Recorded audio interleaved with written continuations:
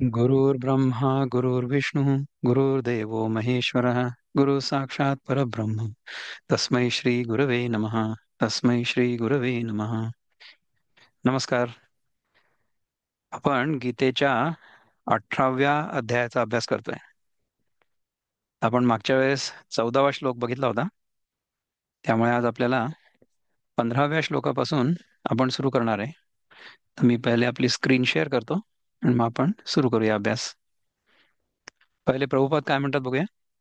ते म्हणतात, शरीर वांग मनोभिर्यत् कर्म प्रारभते नरः न्यायं न्याय्यं वा विपरीतं वा पंचैते तस्य हेतवः. म्हणजे व्हॉट एव्हर राईट और wrong action a man performs by body mind और speech is caused by these 5 factors. आपण ज्या काही 5 कारणांची चर्चा केली होती ना मागच्या वेळेस, कुठली 5 कारणं होती? एक क्षेत्र असतं, फील्ड ऑफ ऍक्शन. त्यानंतर एक कर्ता असतो, म्हणजे जो जीवात्मा आहे, तो सगळ्या कर्मांचा कर्ता. त्यानंतर त्याच्या जवळ ज्या सगळ्या चेष्टा असतात, म्हणजे what ever activities he does. त्यानंतर उपकरण, कुठल्या उपकरणांच्या आधाराने तो किंवा साह्याने तो ही सगळी कर्म करतो. आणि शेवटी दैव, म्हणजे काय की भगवंताची इच्छा. ती जर नसली तर काही होऊ शकत नाही. आणि काया वाचा मन या तिन्हींनी कुठलंही कर्म आपण केलं तरी सुद्धा ते ह्या 5 गोष्टींच्या एकत्रित येण्या व्यतिरिक्त होऊ नाही शकत. चांगलं करा किंवा वाईट करा, योग्य करा किंवा अयोग्य करा, कुठलंही कर्म ते या 5 गोष्टी आल्याशिवाय काही होऊ शकत नाही. काया वाचा मने जे जे मनुष्य करीतो जगी धर्माचे वा अधर्माचे त्याचीही 5 कारणे. काया वाचा मनानी धर्म किंवा अधर्म जे काही करत असेल ना कुठलाही मनुष्य, त्याची ही 5 कारणं आहेत. ही 5 कारणं जोपर्यंत एकत्रित येत नाहीत तोपर्यंत कुठलंही कर्म घडूच शकत नाही. तर आपले बंधू किशोरजी काय म्हणतात? मनुष्य करी कर्मे अर्जुन काया वाचा मने करून न्याय अन्याय असती त्यांचा हेतूही 5 होती. न्याय किंवा अन्याय कुठलीही गोष्ट आपण जरी केली, म्हणजे काय आहे की राम जे काही करतो ते योग्य आहे हे आपल्याला कळतं. आपल्याला रामाचा अवतार माहिती आहे, कृष्णाचा अवतार माहिती आहे. परंतु रावण जे काही करतो, रावणाने जे अयोग्य केलं, अन्याय्य केलं, ते देखील ही 5 गोष्टी, या 5 गोष्टी जोपर्यंत, ही 5 कारणं जोपर्यंत एकत्रित आली नाहीत तोपर्यंत घडू शकलं नाही. ह्याचा अर्थ हा आहे की जगामध्ये जे काही घडतं किंवा जे काही घडताना दिसतं त्या सगळ्यांच्या मागे ती 5 कारणं आहेत. तर आपल्याला चांगल्या गोष्टी देवाच्या कृपेने होतात हे कळतं. वाईट गोष्टी सुद्धा देवाच्या इच्छेनेच घडतात. ह्याचा अर्थ हा आहे का की आपण अन्यायाचा प्रतिकार करणार नाही? समजा आपल्याला कोणी एका गालावर एक थापड मारली तर आपण दुसरा गाल समोर करू? तुम्ही तो मुन्नाभाईचा सिनेमा बघितला ना? त्याच्यात एका गालावर थप्पड मारतो एक जण, तर तो म्हणतो, बापू ने ऐसा कहा था कि एक गाल के अगर एक एक गाल पर अगर थप्पड़ मिलेगी तो दूसरा गाल आगे करो. तर मग त्याला दुसऱ्या गालावर पण थप्पड मिळते. मग तो म्हणतो की अभी दोनों गाल पर थप्पड़ पड़ी, अभी क्या करेंगे? तो बोले उसके बाद में क्या करना है ये बापू ने बताया नहीं था. मग तो त्याला चांगला तुडवतो. तर आपल्याला हे ठरवायचं आहे की न्याय्य आणि अन्याय्य काय आहे. तर आपल्या जीवनात, आपल्या वैयक्तिक जीवनात, आपल्या कौटुंबिक जीवनात, आपल्या सामाजिक जीवनात किंवा या विश्वात योग्य किंवा अन्याय्य किंवा धर्मानुसार आणि अधर्मानुसार काय आहे याचं विश्लेषण आपल्याला करता यायला पाहिजे. जर आपल्या एखाद्या कर्मामुळे आपला काहीतरी वैयक्तिक लाभ झाला, परंतु इतरांचं म्हणा किंवा पर्यावरणाचं नुकसान झालं किंवा हानी झाली, तर ती गोष्ट आपल्यासाठी, आपल्याला असं वाटेल की हा, ही गोष्ट आपल्यासाठी चांगली आहे, योग्य आहे, न्याय्य आहे. परंतु त्याच्यामुळे इतर लोकांवर अन्याय होतोय, पर्यावरणाचा ऱ्हास होतोय, तर हे योग्य आहे का? कसं असतं की आपल्या जीवनामध्ये आपण जे काही करू त्याच्यासाठी आपल्याला काही ना काहीतरी उपकरण तर लागतील ना. म्हणजे आज आपण विचार केला की हा, गीतेचा अभ्यास करू किंवा ज्ञानेश्वरीचा अभ्यास करू, तर ज्ञानेश्वरीचं पुस्तक तर पाहिजे आपल्यासमोर. आता आजच्या काळात आपण ही सगळी चर्चा ऑनलाईन करतोय, झूमवर करतोय. त्यामुळे इंटरनेट कनेक्शन व्यवस्थित असणं, झूम आपल्याकडे उपलब्ध असणं किंवा चांगल्या प्रकारचा लॅपटॉप उपलब्ध असणं वगैरे, ह्या सगळ्या गोष्टी असणं आवश्यक आहे. तर ही उपकरण आहेत. तर ही उपकरणं व्यवस्थित चालतात, ही देवाची कृपा आहे. उपकरण झालं, देवाची कृपा झाली. त्यानंतर एक कर्ता आहे. म्हणजे आपण अभ्यास करतोय, आपण सगळेजण अभ्यास करतोय, आपण आपण करते आहोत. आणि आपण विविध चेष्टा काय करतोय? मी बोलतोय, तुम्ही ऐकताय. किंवा एखाद्या श्लोकावर आपलं चिंतन झालं पुष्कळचं, की मग मी तुम्हाला म्हणतो की तुम्हाला समजा ह्याच्याबद्दल काही बोलायचं असेल तर तुम्ही बोला. तर ह्या सगळ्या विविध चेष्टा झाल्या. आणि क्षेत्र काय आहे? क्षेत्र म्हणजे आता आपला देह हेच क्षेत्र आहे ना. आपण ह्या देहाच्या आधारावर हे सगळं करतोय. किंवा आपण जर विचार केला की तुम्ही समजा अमेरिकेत असाल तर अमेरिका हे तुमचं क्षेत्र आहे, किंवा समजा तुम्ही भारतात असाल तर भारत हे तुमचं क्षेत्र आहे. The location where action is happening. किंवा आपण आपलं मन सुद्धा क्षेत्र आहे असं म्हणू शकू, कारण की आपल्या मनामध्येच तर हे सगळं घडतंय. तर ह्या सगळ्या गोष्टी एकत्र जोपर्यंत येत नाही तोपर्यंत कुठलंही कर्म घडत नाही.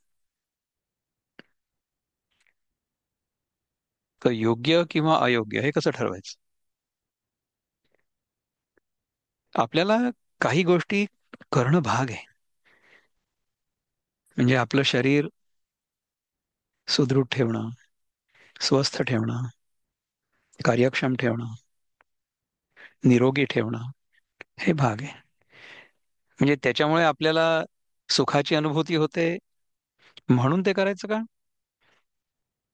I want to be healthy at the cost of everybody else or anything else. हा, असं नाही आहे.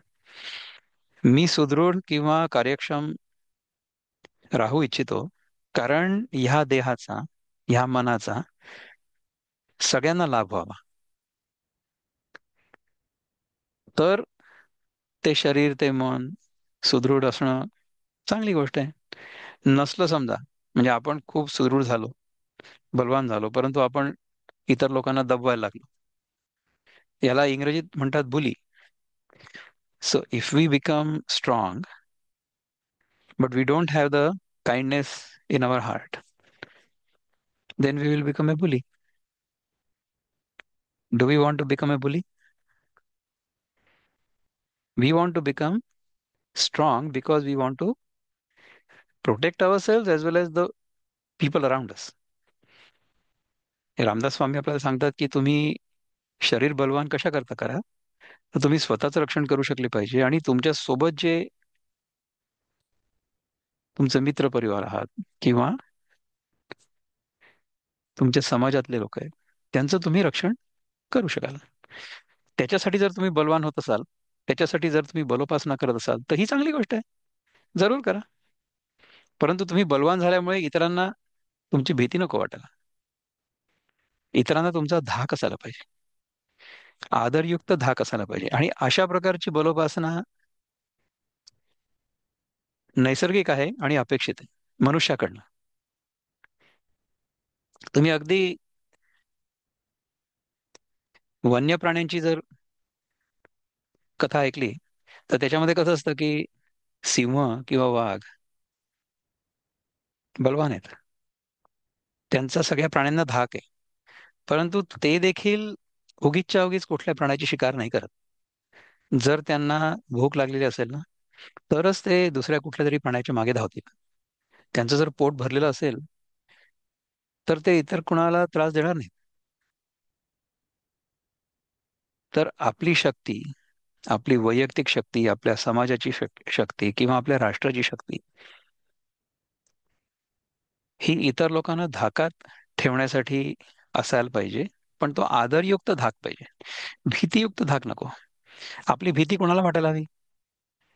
आपली भीती अशा लोकांना वाटायला हवी की जे आपल्या वाकड्यात शिरायला बघतायत. म्हणजे ज्यांना आपल्या देशामध्ये आतंक पसरवायचा आहे, त्यांना आपली भीती वाटली पाहिजे. बिलकुल वाटली पाहिजे. म्हणजे तुम्ही विचार करा की आपल्या शरीराचा समजा आपण विचार केला, तर माझ्या शरीराची रोगप्रतिकार शक्ती जर चांगली असली, तर माझ्या शरीरामध्ये समजा एखादा विषाणू आला, म्हणजे पॅथोजन, तर तो माझ्या प्रतिकार शक्तीला घाबरला पाहिजे. मी तर जे उदाहरण देतो ना आपल्या सत्व कार्यक्रमामध्ये, की आपण जर एका विशिष्ट प्रकारची जीवनशैली अवलंबली,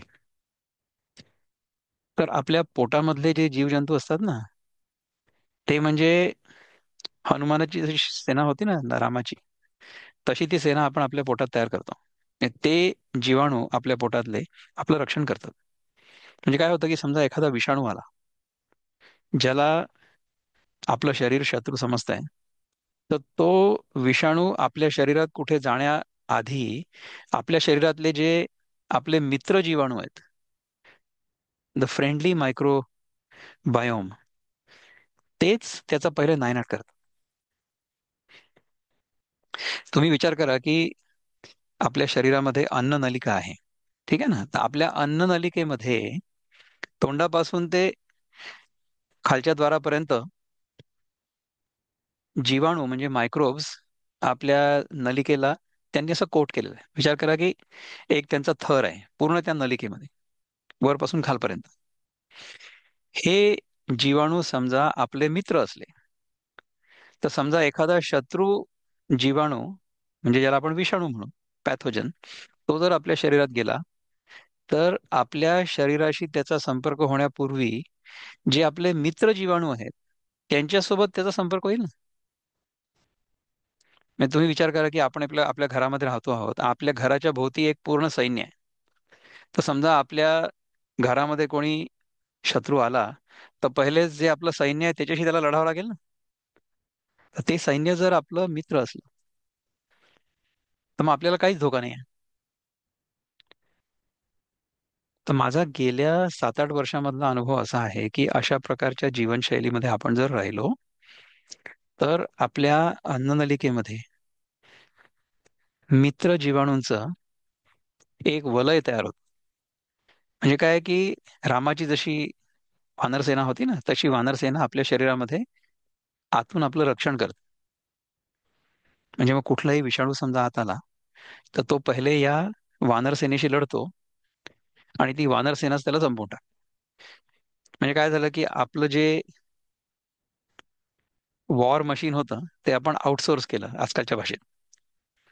so I don't have to fight my own war. मला माझं युद्ध करायची गरजच नाही.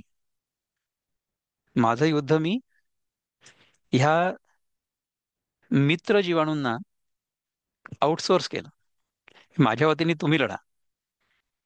आणि they are very happy to fight on our behalf. कारण की आपण त्यांना चांगलं व्यवस्थित ठेवतो. तर कसं ठेवतो की त्यांना आपण अशा प्रकारचं अन्न देतो की जे त्यांच्यासाठी उपयुक्त आहे आणि जे आपल्याला काही आवश्यकच नाही. म्हणजे आपण आपलं अन्न खाल्ल्यानंतर ते पूर्ण पिळलं, त्यातला रस सगळा पूर्ण आपण काढून घेतला, आपल्या शरीरासाठी वापरला, आणि जे उरलेलं होतं म्हणजे उरलेला चोथा, तो आपण त्यांना दिला. ते जीवाणू जे असतात ना, की जे आपण अन्नामधला रस पूर्णपणे शोषून घेतल्यानंतर जे उरतं त्याच्यावर जगतात, ते आपले मित्र असतात. कारण की ते आणि पण ह्या दोघांचं एकाच प्रकारच्या अन्नासाठी युद्ध होत नाही. हे कशामुळे घडतं माहितीये का? हे आपण जेव्हा उपवास करतो तेव्हा घडतं. तर तुमच्यापैकी बरेच लोक बघत असतात की मी काय खातो किंवा किती तास उपवास करतो. तसं काल मी तुम्हाला सकाळी एक पाठवलं असेल चित्र, की हा माझा ब्रेकफास्ट आहे आणि 24 तासांच्या उपवासानंतर मी जेवलो पुन्हा एकदा. तर त्या वेळामध्ये आपल्या शरीरामध्ये ज्या प्रकारच्या प्रक्रिया घडतात, त्याच्यानी हे जे मित्र जीवाणू असतात त्यांची संख्या वाढते. तसे जर आपल्या शरीरात असले तर आपल्याला रोग होत नाही. तर ह्याच्यामध्ये योग्य अयोग्य न्याय्य अन्याय हे असं आहे की आपण जर निसर्गाच्या नियमांचं पालन केलं आणि निसर्गाकडून आपण जर आपल्या गरजेपुरतंच घेतलं तर ते न्याय्य आहे आणि ते धर्माला अनुसरून आहे. परंतु आपण जर निसर्गाकडून आपल्या आवश्यकतेपेक्षा जास्त घेतलं, का बरं? कारण की त्याचं ग्रहण करताना आपल्याला सुखाची अनुभूती होते. म्हणजे आपण जर जास्त खाल्लं तर चवीला चांगलं लागतं. परंतु निसर्ग म्हणतो की तुझ्या आवश्यकतेपेक्षा अधिक तू खाऊ नकोस. तुझी जेवढी आवश्यकता आहे तेवढंच फक्त तू खा. का? कारण की तो निसर्गाचा नियम. निसर्गामध्ये तुम्ही मनुष्य प्राण्याव्यतिरिक्त दुसरा कुठलाही प्राणी बघा, त्यांचा साधारण आकार आणि त्यांचा साईज आणि शेप ते दोन्ही वजन साधारण सारखंच असतं. फारसा फरक नसतो. पण माणसांमध्ये अनेक प्रकारचे लोक आहेत. काही लोक खूप जाड आहेत, काही लोक खूप बारीक आहेत. म्हणजे जे असायला पाहिजे सुदृढ आणि स्वस्थ, तसं आपण साधारणतः बघत नाही. फार कमी लोक असे असतात की जे सगळ्या निकषांमधनं तुम्हाला सामान्य किंवा सुदृढ, सशक्त आणि निरोगी दिसतील. फार कमी लोक आहेत. पण जर आम्ही जी सत्वमध्ये जीवनशैली अंगीकारायला सांगतो किंवा तुम्हाला प्रेरित करतो, कसं करतो? स्वतःच्या उदाहरणावर. ते जर आपण केलं तर आपण तशा प्रकारे राहू शकतो आणि निसर्ग आपल्याला तशा प्रकारे ठेवतो. आणि त्याच्यामध्ये जी सुखाची अनुभूती होते ती एखाद वेळेस खाऊ नये अशी वस्तू खाण्यामधनं जे सुख होतं त्याच्या जास्त असते. पण हे सुख किंवा हा अनुभव तुम्ही जर स्वतः तो प्रयोग केला तरच तुम्हाला कळेल. नाही तर कसं कळेल? त्यामुळे योग्य अयोग्य न्याय्य अन्याय याची बॉटम लाईन, निष्कर्ष निचोड असा आहे की आपल्या आवश्यकतेपेक्षा अधिक आपण कधीच काहीही ग्रहण करू नये. असं जर केलं तर आपण बरं राहतो. वृत्तबद्धामध्ये काय म्हणतात?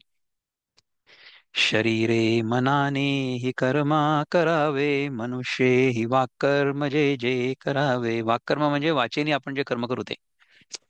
अनुकूल शास्त्रासी किंवा नसावे, तयासी असे पाच हेतू असावे.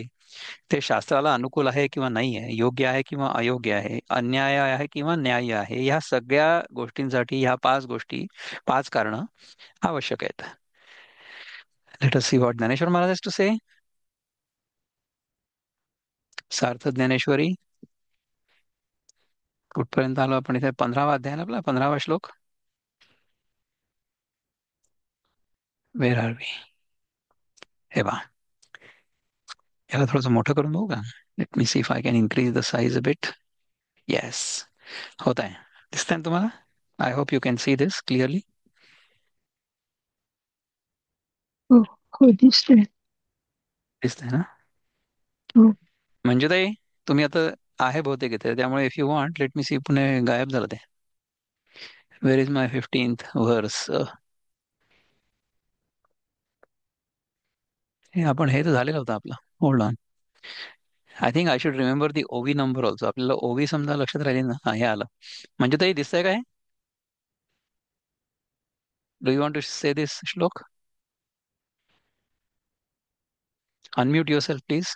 आम्हाला ऐकून येते if you are saying something. हा नाही? म्हण श्लोक म्हणते 15वा हा, ना. हा 15वा आता दिसतंय ना हे स्क्रीनवर? हो हो हो, आणि माझ्याजवळ गीता उघडी आहे ना दुसरी. हा, गो अहेड देन प्लीज. हा.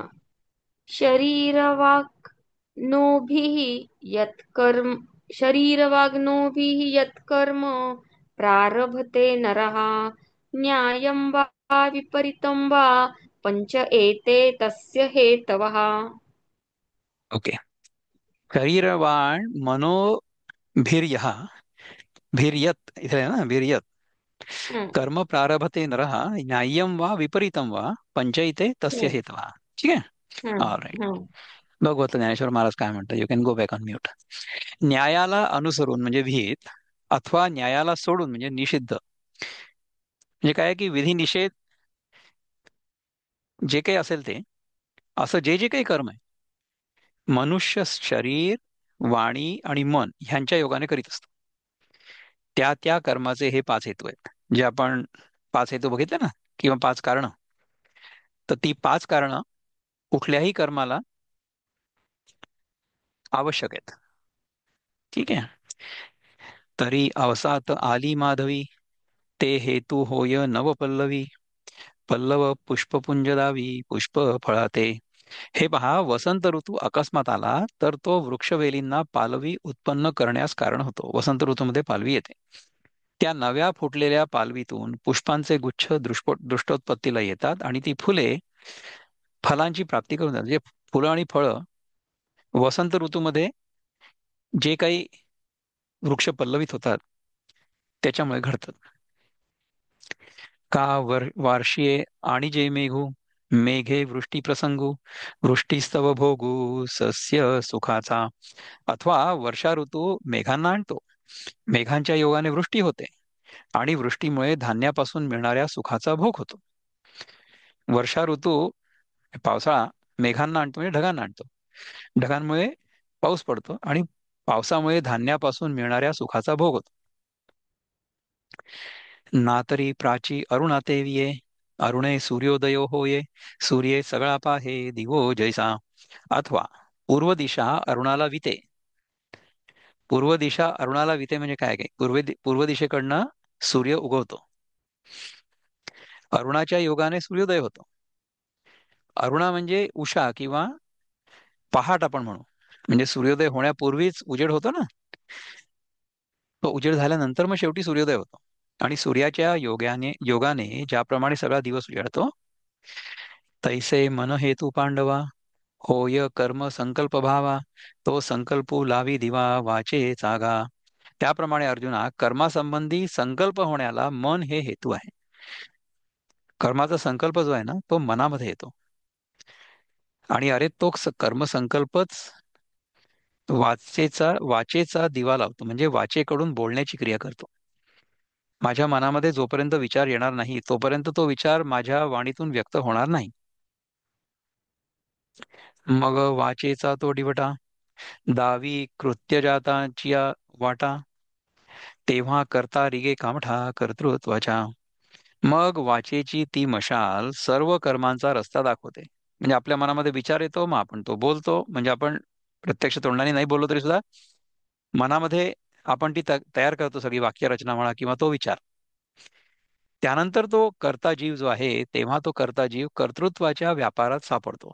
आपल्या मनामध्ये एखादी इच्छा निर्माण होते आणि मग त्याची आपण कल्पना करतो, त्याचा संकल्प करतो, त्याचा प्लॅन तयार करतो आजच्या भाषेमध्ये, आणि मग तो प्लॅन एक्झिक्यूट करतो. कर्तृत्वाच्या व्यापारात सापडतो. म्हणजे कर्ता कर्तृत्व बुद्धीने कर्म करू लागला असता त्याच्याकडे कर्तेपणा येतो.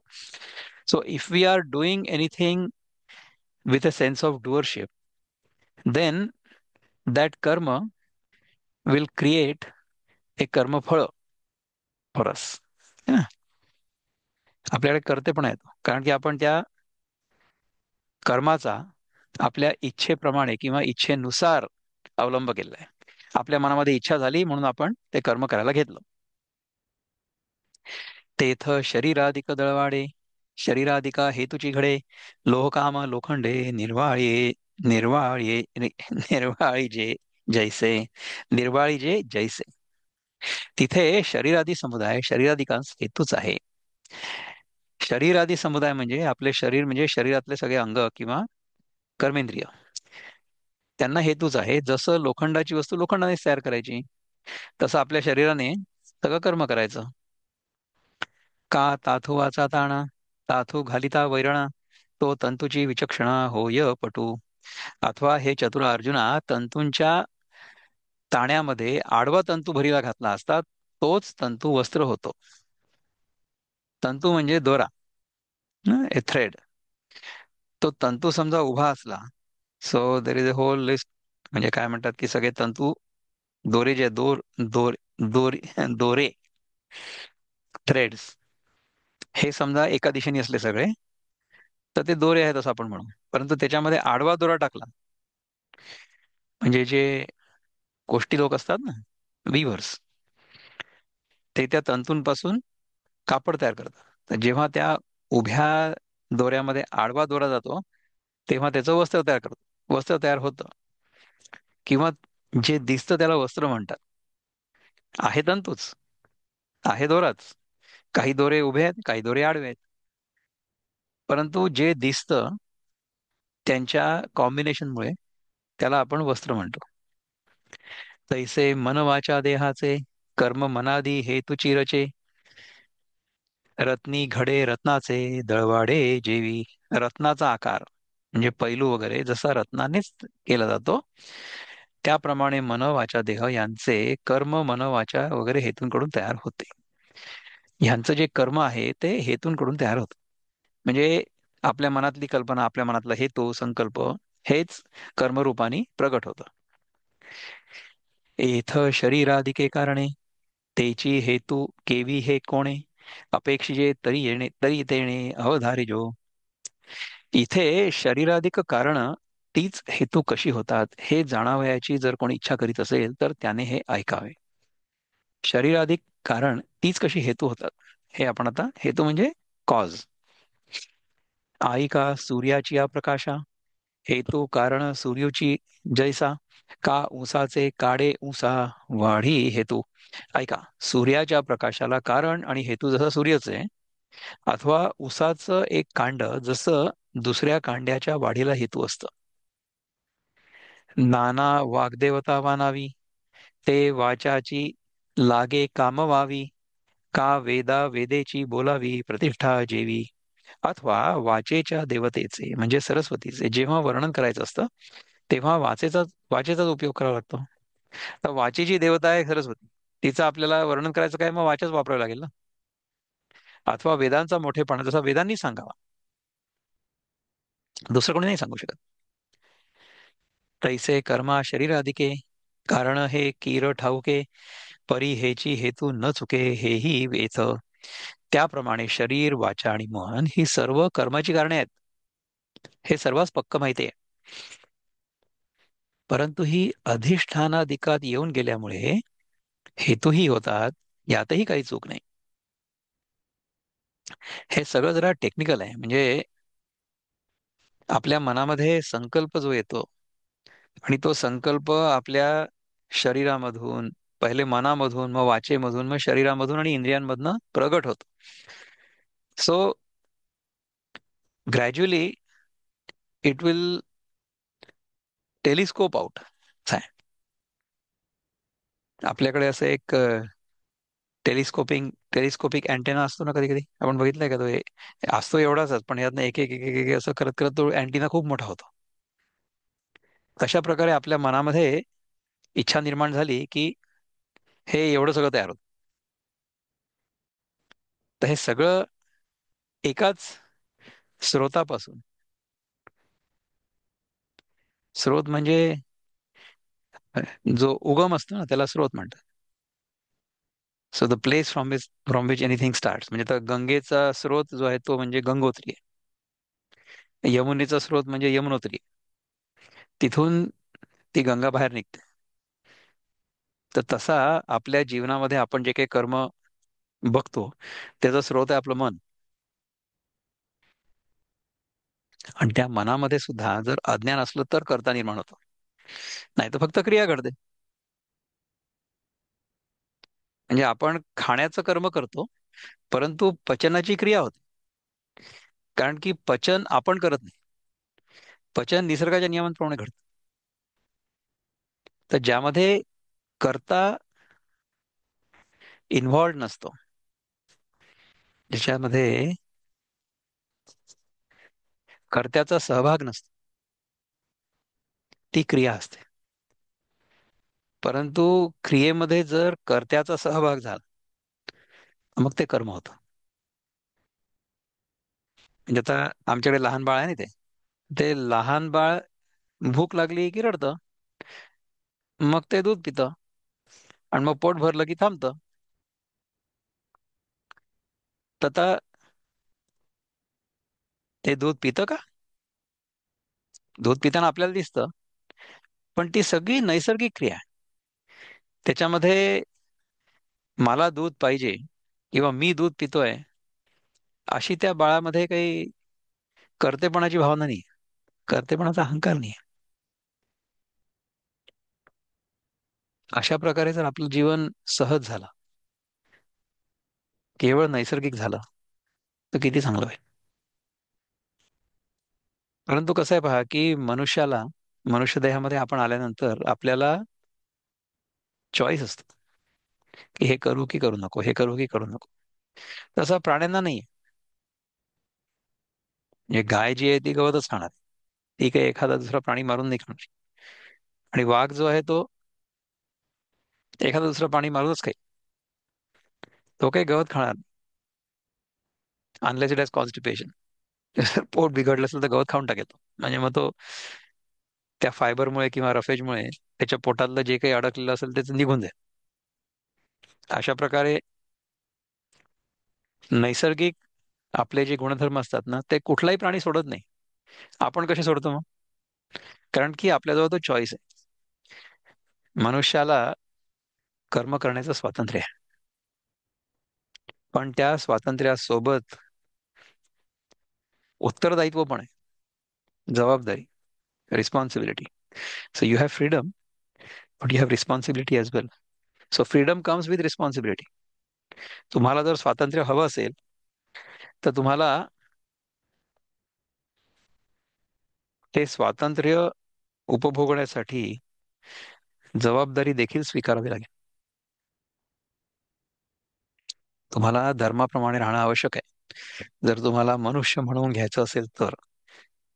नाहीतर तुम्ही प्राण्यापेक्षाही वाईट होऊ शकता, कारण की प्राणी त्यांचे गुणधर्म सोडत नाहीत कधीच, किंवा निसर्गाने त्यांना ज्या चाकोरीमध्ये ठेवलेलं आहे ती चाकोरी ते मोडत नाहीत. परंतु मनुष्याला हे माहितीच नाही की आपली चाकोरी काय. इथपासून सुरुवात आहे. जर आपण हे शिकलो, आपण अशा प्रकारे राहिलो, तर आपण चांगले राहू. नाही तर मग काय, पुन्हा याच वर्गात किंवा ह्याच्या आधीच्या वर्गात जाऊ. मनुष्य देह आपण धारण केलेला आहे, परंतु हा देह सोडला की आपल्याला याच्या आधीच्या कुठल्या तरी देहामध्ये जाऊन ते धडे पुन्हा शिकावे लागतील आणि परत यावं लागेल. आणि देहादिकी कारणी देहादी हेतू मिळणी झोय जया उभारणी कर्म जाता. आणि पूर्वी सांगितलेल्या देवादी पाच कारणांनी, दैवादी पाहिजे, पाच कारणांना शरीर वाणी मन या हेतूंची जोड मिळाली. हे- तर काय होईल? मिळाली असता ज्या सर्व कर्मांची उत्पत्ती होते ते शास्त्रार्थे मानियेला मार्गा अनुसरे धनंजया तरी न्यायतो न्याया हेतू होय. ती कर्मे शास्त्राने मानलेल्या मार्गाला अनुसरून असतील, जर न्याय्य असतील, तर तो न्यायमार्गच न्याय्य कर्माला हेतू होतो. म्हणजे आपण जे कर्म करू ते शास्त्राला मान्य असलं तर ते न्याय्य होईल. जैसा पर्जन्योदकाचा लोटू विपाये धरी साळीचा पाटू तो जिरे परी अचाटू उपयोगी उपयोगो आथी. ज्याप्रमाणे पावसाच्या पाण्याचा लोट सहजच भाताच्या शेतात शिरला तर तो शेतात जिरतो, परंतु त्याचा अतिशय उपयोग होतो. भाताच्या शेतात जेव्हा पावसाच्या पाण्याचा लोट शिरतो तेव्हा तो शेतात जिरतो. हं? तर तो शेतात जिरल्यामुळे त्याचा अतिशय उपयोग होतो. का रोषे निघाले अवचटे पडिले द्वारकेची या वाटे ते शिणे परी सुनाटे न वचिती पदे. अथवा एखाद्या घरातून रागावून निघालेला मनुष्य अकस्मात द्वारकेच्या वाटेला लागला तर त्याला चालण्याचे श्रम होतील खरे, पण त्याचं चालणं व्यर्थ जाणार नाही. कारण की काय, तो द्वारकेला पोहोचेल इव्हेंच्युअली. घरनं रागवून निघाला, परंतु द्वारकेच्या वाटेने निघाला. समजा आता मी काहीतरी घरात भांडण झालं आणि निघून गेलो, घर सोडून, आता मी घरी नाही येणार पण परत, असं म्हणून समजा निघालो आणि द्वारकेच्या वाटेने गेलो, तर ठीक आहे, घरनं आपण भांडण केल्यामुळे निघालो, पण चांगल्या दिशेला निघालो असल्यामुळे चांगल्या दिशेला जाऊन पोहोचू, चांगल्या गावी जाऊन पोहोचू. पैसे हेतू कारण मिळे, उठी कर्म जे आंधळे, ते शास्त्राचे लाहे डोळे, ते न्याय म्हणिपे. त्याप्रमाणे हेतू आणि कारण यांच्या मिलाफाने, यांच्या एकत्रित येण्यामुळे जे आंधळे म्हणजे शास्त्राला न जाणून झालेले कर्म उत्पन्न होते, त्याला जर शास्त्राची दृष्टी प्राप्त झाली, म्हणजे ते यथाशास्त्र झाले, तेव्हा काय होईल? त्यावेळेस त्याला न्याय्य म्हणजे पुण्यकर्म म्हणतात. शास्त्रानुसार जर कर्म झालं तर ते न्याय्य किंवा पुण्यकर्म होईल. ना दूध वाढीता ठावो पावे, तव उतोनी जाय स्वभावे, तोही वेचू परी नव्हे वेचिले ते. अथवा दूध वाढावयाची वेळ आली आणि तोच ते आपोआप उतास गेले, म्हणजे आपण दूध तापवायला ठेवलेलं आहे आणि कोणाला तरी आपल्याला ते वाढायचं, परंतु वाढायची वेळ येता येता ते उतू गेलं. तो दुधाचा खर्च झालाच, पण तो योग्य कारणाकरता खर्च झाला असं होत नाही. म्हणजे ते उतू गेलं म्हणजे खर्च झालं, परंतु योग्य कारणाकरता खर्च झाला का? नाही. तैसे शास्त्र साह्ये विण, केले नोहे जरी अकारण, तरी लागो का नागवण दान लेखी. त्याप्रमाणे शास्त्राच्या सहाय्याशिवाय केलेलं कर्म जर निष्फळ होत नसेल, तर चोरीला गेलेलं द्रव्य दानात जमा धरावं लागेल. शास्त्राच्या साह्याशिवाय केलेलं कर्म जर निष्फळ होत नसेल, म्हणजे काय की शास्त्राच्या साह्याशिवाय केलेलं कर्म त्याच्याने आपल्याला फळ मिळालं, तर ह्याचा अर्थ काय होईल की चोरीला गेलेलं द्रव्य आपल्याला दानात जमा धरावं लागेल. म्हणजे आपल्याकडनं चोरी झाली, परंतु आपण त्याला दानात जमा केलं. खरं तर चोरी झाली होती, परंतु आपण शास्त्र आपल्याला माहिती नाहीये, त्यामुळे आपण चोरीला सुद्धा दान म्हणून समजलो. म्हणजे चोरांनी लुटून नेलेलं द्रव्य जसं दानात जमा होत नाही, तसं शास्त्राच्या साह्या वाचून केलेलं कर्म सफल होत नाही. तर हे निगेटिव्हिटीनी समजावून सांगितलंय बघा. समजा आपण शास्त्राच्या विरुद्ध काही कर्म केलं, तर त्या कर्माचं जे फळ आहे, ते फळ आपण चांगल्या दृष्टीने नाही बघू शकत. ते फळ आपल्यासाठी चांगलं पण नसतं. त्याचं उदाहरण कसं देऊ आपण? की समजा आपण चोरी करून काहीतरी मिळवलं, किंवा कोणाला तरी धोका देऊन, म्हणजे कोणाला तरी गंडवून काहीतरी मिळवलं, तर काय होईल की आपल्याकडे पैसा जमा होईल, परंतु ते कर्म जे होतं ते शास्त्रानुसार नव्हतं, त्यामुळे त्याचा आपल्याला लाभ नाही होणार. समजा आपण चुकीच्या मार्गाने पैसा कमवला, तर तो पैसा आपल्याकडनं चालला जाईल, चोरीला जाईल, आपल्याला तो फळणार नाही, त्याचा आपल्याला लाभ नाही होणार. केव्हा ना केव्हा तरी तो पैसा आपल्याकडनं चालला जाईल, हरवतील हरवतील पैसे आपले, किंवा कोणी चोरून नेतील, त्याला आपण काही करू पण नाही शकणार. का? कारण की तो पैसा आपण चांगल्या मार्गाने नव्हता कमवला. किंवा शास्त्राविरुद्ध आपण समजा कोणाला दान जरी दिलं ना, तरी सुद्धा त्याचा काही लाभ होणार नाही. किंवा जर आपल्याला शास्त्र माहिती नसलं, तर आपल्याकडे समजा चोरी झाली, तर आपण असं समजू की ते आपण दान केलं, असं येऊ शकतं. सो हे कुठलं कर्म योग्य आहे कुठलं नाही आहे, त्याची मी तुम्हाला उदाहरणं दिली. अगा 52 वर्णा परता, कोण मंत्रू आहे पंडुसुता, का 52 ही नुच्चारिता जीवू अति. अर्जुना, 52 वर्णापलीकडे कोणता मंत्र आहे? 52 वर्णांपलीकडे म्हणजे आपली जी अक्षर आहेत ना, अ आ इ ई, उ ऊ, ए ऐ पासून ते ज्ञ पर्यंत, हे 52 आहेत टोटल. तर त्यांच्या पलीकडे कोणता मंत्र आहे? आणि 52 वर्णांचा उच्चार केल्याशिवाय कोणी मनुष्य राहिला आहे काय? आपल्याला जे काही बोलायचं असेल तर ते हे 52 वर्ण जे आहेत त्याच्यानेच आपण बोलू शकू ना. परी मंत्राची कडसणी, जव नेणीजे कोदंड पाणी, तव उच्चार फळवाणी न पवे जेवी. परंतु अर्जुना, जोपर्यंत मंत्रांची हातवटी कळली नाही, तोपर्यंत वाणीला मंत्रोच्चाराचं फळ जसं प्राप्त होत नाही, म्हणजे जर आपल्याला मंत्रोच्चारामुळे काहीतरी लाभ व्हावा अशी अपेक्षा असेल, तर तो मंत्रोच्चार बरोबर करता यायला पाहिजे ना. नाही तर काय होईल की माझ्यासारखं होईल, की मला संस्कृत बरोबर वाचता येत नाही, त्यामुळे मी आपलं मोडकं तोडकं काहीतरी बोलतो. परंतु त्याचा अर्थ समजून घेण्याकडे आपला जास्त कल आहे, किंवा त्याच्यावर आपला भर आहे. ते जरी नसलं ना, तरी जसं आता मागच्या आठवड्यात आपल्याकडे धनश्री ताई आल्या होत्या. त्यांनी मला सांगितलं की वयाच्या 12व्या वर्षीपर्यंत त्यांना सगळी गीता पाठ होती, 700 श्लोक.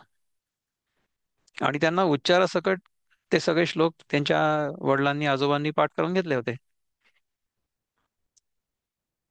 उच्चार चांगले आहेत, त्याच्यामुळे अर्थ जरी नाही कळला ना, तरी सुद्धा वाचा शुद्धी होते. म्हणजे आपली वाणी शुद्ध होते. म्हणून तर आपण मराठीत हा कार्यक्रम करायला बघतो ना. मराठी भाषा संस्कृतच्या खूप जवळ आहे.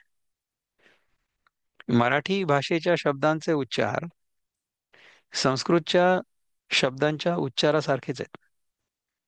जर आपण मराठी भाषा जरी व्यवस्थित बोललो, तरी सुद्धा वाचा शुद्ध होईल, वाणी शुद्ध होईल.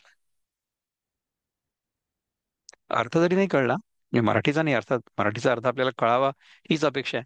म्हणून आपण हे सगळं चिंतन मराठीत करतोय. आपली मातृभाषा, त्याच्यामध्ये चिंतन जास्त चांगलं होतं. खरं तर ही मातृभाषा फक्त मी ऐकून ऐकून शिकलो. शाळेमध्ये मराठी माझा तिसरा विषय होता. पहिला विषय इंग्रजी होता. तेही काही खूप चांगलं येतं असं आपण नाही म्हणू शकत. इंग्रज लोकांची आपली तर मातृभाषा नाही येते, आपण ती पुस्तकात शिकलो आणि ऐकून ऐकून शिकलो. दुसरी भाषा हिंदी होती माझी शाळेत. तिसरी मराठी होती.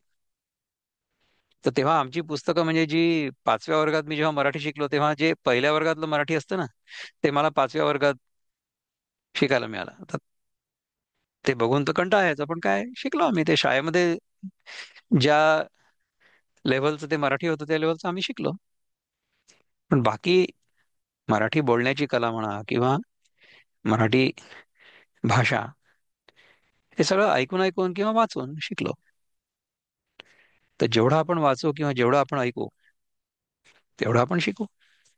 तर विनोबा आपले जे गुरु आहेत, ज्यांची आपण गीताही वाचतो, त्यांना कमीत कमी 18 भाषा येत होत्या. आता त्या 18 भाषा, ते काय मातृभाषा त्यांची मराठी होती आपल्यासारखी, पण बाकी सगळ्या भाषा ते शिकले ना. तर त्यांच्याकडे फॉर्मल डिग्री नव्हती, म्हणजे कॉलेजची डिग्री नव्हती, BA MA वगैरे असं काही नव्हतं. परंतु त्यांनी जे लिखाण केलेलं आहे, त्यांचं संस्कृत भाषेवर प्रभुत्व होतं. त्यांना फारसी चांगला यायचं, उर्दू चांगली यायची. भारतातल्या अनेक भाषा त्यांच्या चांगल्या होत्या. ते बडोद्यात शिकले, त्यामुळे त्यांचं गुजराती खूप चांगलं होतं. हिंदी इंग्रजीबद्दल तर प्रश्नच नाही. तशा अनेक भाषा त्यांना यायच्या. तर त्या भाषा ते कसे शिकले? त्यांना ती भाषा, ती प्रत्येक भाषा शिकण्याची इच्छा होती म्हणून शिकले ते. आणि त्यांनी अनेक गोष्टींचे अनुवाद पण केले. आणि अनुवादच नाही, पण त्यांनी सगळ्यांचं सार पण काढलेलं आहे, सगळ्या धर्मांचं सार काढलेलं आहे. त्यांची छोटी छोटी पुस्तकं आहेत, की ख्रिस्त धर्मसार, किंवा इस्लाम धर्मसार, किंवा हिंदू धर्मसार, किंवा बौद्ध धर्मसार, जैन धर्मसार, या सगळ्या धर्मांचं जे सार आहे. सार म्हणजे काय, की जी चांगली गोष्ट आहे ती, प्रत्येक धर्मामध्ये चांगली गोष्ट काय आहे, ती ती गोष्ट तुम्ही पकडा. आपल्या धर्मामध्ये किंवा वैदिक धर्मामध्ये, ऋग्वेदामध्ये ऋचा काय आहे, की आनो भद्रा क्रतवो यंतु विशुद्धा, की जे जे सगळीकडे ऐकण्यासाठी चांगलं असेल, ते मला सर्व दिशांनी येऊ देत. Let noble thoughts come to us from all universe. ही ऋग्वेदातली ऋचा आहे. तर अशा प्रकारे विनोबांनी सगळीकडनं जे चांगलं असेल ते उचललं, त्याचं सार आपल्याला पिळवून आणि काढून दिलं. ते जर आपण शिकलो, ते जर आपल्या जीवनामध्ये आचरणात आणलं, तर आपलं सौभाग्य. नाही आलं तर त्यांचं काही बिघडत नाही काही. त्यांनी त्यांना जे करायचं होतं, समाजाच्या कल्याणासाठी कार्य, ते केलं. आपण त्याचा किती लाभ घेऊ शकतो, हे आपल्यावर अवलंबून आहे, नाही? तेवी कारण हेतु योगे जे बिसाट कर्म निगे ते शास्त्राची न लगे खासे जव. त्याप्रमाणे कारण व हेतू यांच्या योगाने जे यदृच्छेने कर्म उत्पन्न होतं ते कर्म जोपर्यंत शास्त्राच्या खाचेला लागणार नाही म्हणजे शास्त्राधाराने होणार नाही, कर्म होत जी असे तेव्हाही परी ते होणे नव्हे पाही, तो अन्यायोगा अन्यायी हेतू होय. तेव्हा देखील कर्म होतच परंतु ते कर्माचं योग्य होणे नव्हे, तो अन्याय मार्ग आहे आणि तो अन्याय कर्मालाच हेतू आहे असं समजावं. अशा प्रकारे आपण 15वा श्लोक जो होता ज्ञानेश्वर महाराजांनी आपल्याला समजून सांगितला, तो समजून घेण्याचा प्रयत्न केला. याच्याबद्दल जर तुम्हाला काही विचार व्यक्त करायचे असतील किंवा प्रश्न असतील तर मला सांगा, आपण बघू आपल्याला आणखीन काही समजतं का त्याच्याबद्दल. दादा एक न्याय्य. विचारायचं होतं. Yes, go ahead please. हा, हे Rigveda let noble thoughts come to me from all universe, हे हा हा, ऋग्वेदाच्या कोणत्या ह्याच्यातून आहे? मी त्याचं जे एक्झॅक्ट रेफरन्स आहे तुम्ही पाठवेन माझ्या व्हॉट्सॲपवर. ते ते ब्रीदवाक्य आहे बाय द वे. तू जर माझं हे बघितलं ना व्हॉट्सॲप, हा हा let noble thoughts come to us from all universe. हा हा हानो भद्रा क्रतो यंतु विश्वतः ऋग्वेद 1:89 म्हणजे 1:89:1 असा हा. त्याचा रेफरन्स आहे. ठीक आहे, थँक्यू दादा. गुड. हो. You are most welcome. पलीकडचा श्लोक घेऊ. Let us go further. Share screen. We are back in to Prabhupada. Manjutai unmute please. हो हो दादा, अनम्युटेड आहे. Okay, go ahead. हा. यस्य नाहंकृतो नो नो नो, भावो एक minute okay. Time out time out time out. 16वा पाहिजे आपल्याला ना, तत्रैवम सती कर्तारम. Sorry sorry. तत्रैवं सति कर्तारम् आत्मानं केवलं तु यः पश्यत्यकृतबुद्धित्वान्न स पश्यन्ति दुर्मतिः. स पश्यति दुर्मतिः. पश्यन्ति हा, नाही. न स पश्यती दुर्मती. ओके, ना ना स पश्यति दुर्मती. हा न इकडे गेलाय. करेक्ट. हा, तर म्हणजे therefore one who thinks himself the only doer not considering the five factors is certainly not very intelligent and cannot see things as they are.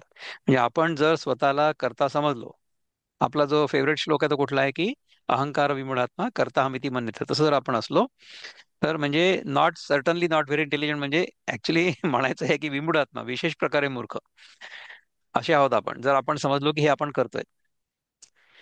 तेथ जो शुद्ध आत्म्यास करता मानुनी बैसला, संस्कारहीन तो मूढ तत्व नेण्याची दुर्मती. हा, हे असंही नाही आहे आपण जर शुद्ध आत्म्याला करता मानून बसलो, तर शुद्ध आत्मा करता नाहीये. शुद्ध आत्मा तर अधिष्ठान किंवा शुद्ध आत्मा जो आहे तो मूळ कारण आहे. शुद्ध आत्मा किंवा शुद्ध चैतन्य किंवा शुद्ध जाणीव जी आहे ती स्वतः काही करत नाही. पण आपण जर स्वतःला करता मानलं तर आपण संस्कारहीन आहोत आणि मूढ आहोत आणि त्याला तत्व माहिती नाहीये, त्याची मती दुर्मती आहे. किशोरजी काय म्हणतात बघूया. मुक्तछंदामध्ये म्हणतात, जो तरीही असे मानुनी आत्म्याची सकल करणी, त्याची अशुद्ध असे मती, त्यासी जाणावे मूर्ख मती.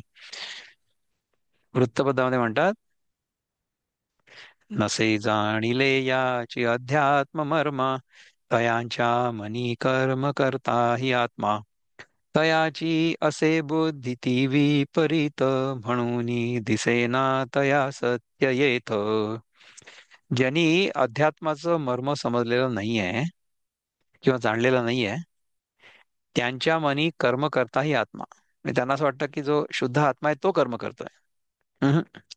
तो कर्म नाही करत. आपण स्वतःला जीवात्म्याला करता मानतो, अहंकार विमूढ असतो त्याच्यामुळे. तयांची असे बुद्धी ती विपरीत, म्हणून दिसेना तया सत्य येतं. त्यांना सत्य काय ते कळत नाही. ज्ञानेश्वर महाराज काय म्हणतात बघूया. Let's see what Dnyaneshwar Maharaj has to say. असे असताना असंस्कृत बुद्धी असल्यामुळे जो शुद्ध आत्म्यालाच करता समजतो तो मूढमती होय. त्याला काही यथार्थ ज्ञान समजत नाही. एवं पंचकारणा कर्मा, पाचही हेतू हे सुमहिमा, आता येथे आहे पाक आत्मा सापडला असे. हे सत्कीर्तिवान अर्जुना, ह्याचप्रमाणे पाच कारणे असलेल्या कर्माला हे पाचही हेतू आहेत. तर आता ह्या कर्माच्या कारणात आणि हेतूत आत्मा कुठे गोला आहे का? Let us find out.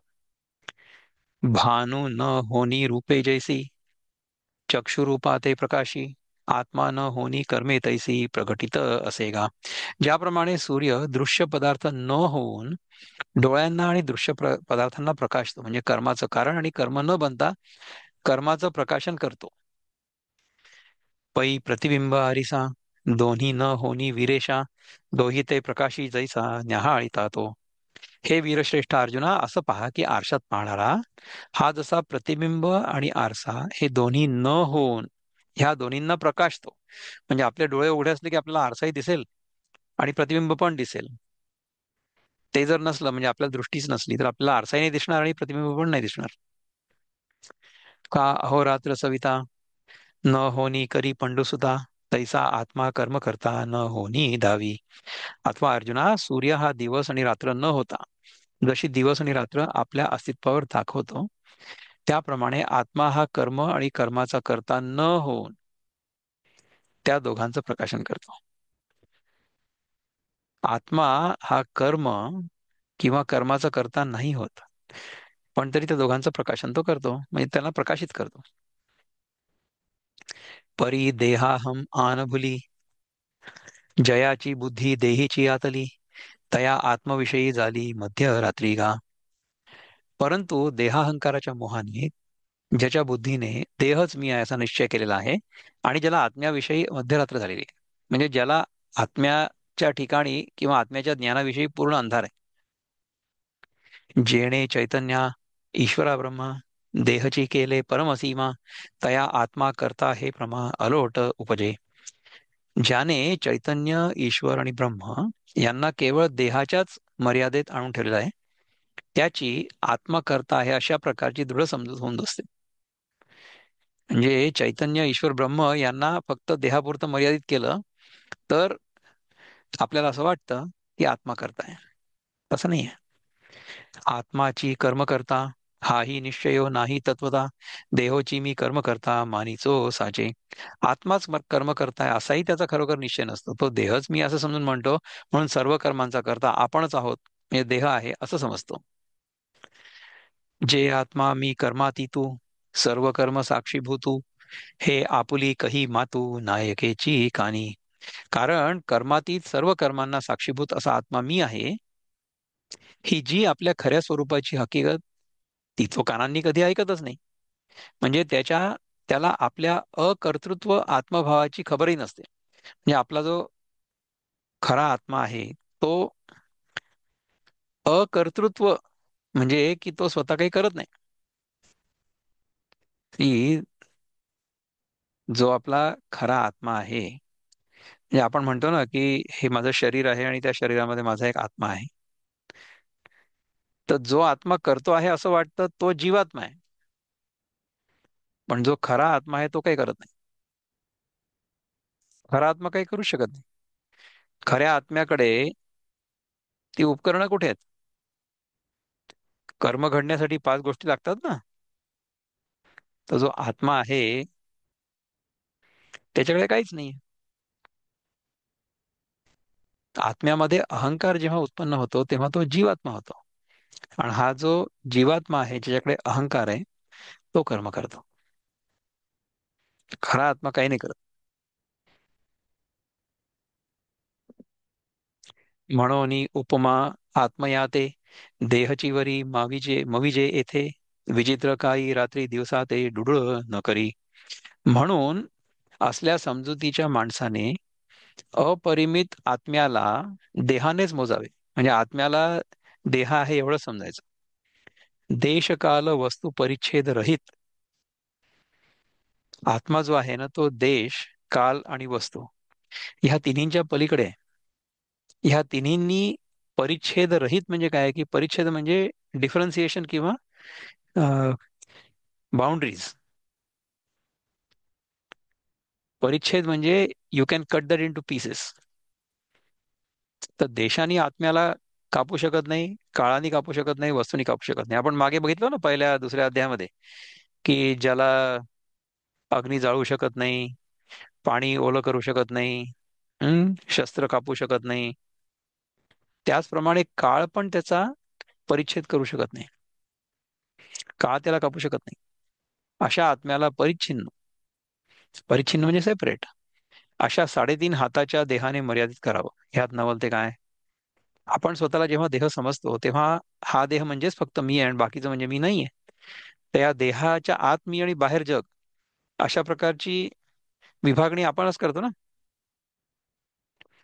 घुबड दिवसाला धडधडीत रात्र मानित नाही काय? घुबड जे असतं ना ते रात्री जागा असतं आणि दिवसा झोपलेलं असतं. तर त्याच्यासाठी आपला दिवस म्हणजे त्याची रात्रच आहे, आणि त्याच्यासाठी जो दिवस आहे ती आपली रात्र आहे. पै जेणे आकाशीचा कही, सत्य सूर्य देखिला नाही, तो थिल्लरीचे बिंब काही मानून लाहे. ज्याने आकाशातील खरा सूर्य केव्हाच पाहिला नाही, तो डबक्यात पडलेला सूर्याचं प्रतिबिंब हाच खरा सूर्य म्हणून मानणार नाही का? त्याला असं वाटेल की हाच सूर्य आहे. थिल्लराचेनी झालेपणे सूर्यासी आणि होणे, त्याच्या नाशी नाशणे कंपे कंपू. तो प्रतिबिंबित सूर्य खरा मानून मग डबक्याच्या उत्पत्तीने सूर्याला उत्पत्ती मानतो, त्या डबक्याच्या नाशाने सूर्याला नाश मानतो, आणि त्या डबक्यातील पाण्याच्या हालचालीने सूर्य कापतो आहे असं मानतो. म्हणजे सूर्याचं प्रतिबिंब समजा डबक्यात पडलं, किंवा मागच्या वेळेस आपण बघितलं ना की आकाशाचं प्रतिबिंब जर डबक्यात पडलं, तर माझ्या मागे बघा की हे डबकं नाही म्हणा, हे तळ आहे, तर त्याच्यामध्ये जे आकाश आहे तेवढंच आकाश आहे असं आपण मानतो. म्हणजे काय की या देहामध्येच फक्त तो आत्मा आहे आणि या देह म्हणजेच आत्मा आहे असं आपण मानतो. ही आपली चूक आहे. तर सूर्याचं प्रतिबिंब जर डबक्यात पडलं तर तेवढाच आहे का सूर्य? त्याच्या पुष्कळ मोठा आहे. आणि निद्रिस्ता चेवो नये, तव स्वप्न साच होल आहे, रज्जू नेणता सापा बिहे विस्मो कवण. अरे अर्जुना, झोपलेला पुरुष जिथपर्यंत जागा झाला नाही तिथपर्यंत स्वप्न सत्य मानलं जाणं शक्य आहे. जोपर्यंत आपण जागा होत नाही तोपर्यंत स्वप्न सत्य वाटतं. एखादा मनुष्य ही दोरी आहे असं न जाणून त्या दोरीला साप आहे असं समजून घ्यायला, तर त्याला आश्चर्य ते कोणतं? कारण की त्याला माहितीच नाही की दोरी आहे, त्याला वाटतं की तो साप आहे. मान्यताच तर आहे ना. तसंच आपण देह आहोत ही मान्यता आहे, हे सत्य नाहीये. जव कवळ आथी डोळा, तव चंद्रू देखावा की पिवळा, काही मृगीही मृगजळा भाळावे नाही.